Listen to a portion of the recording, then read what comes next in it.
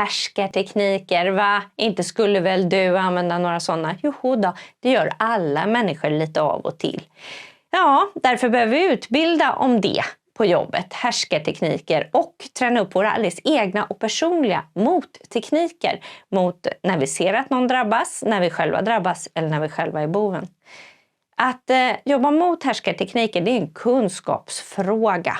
Var kommer de ifrån? Hur kan de se ut? Varför gör vi som vi gör? Och vad ska jag göra när jag ser att det händer?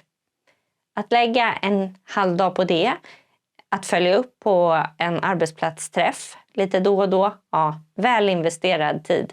Färre sjukskrivningar, mer arbetsglädje.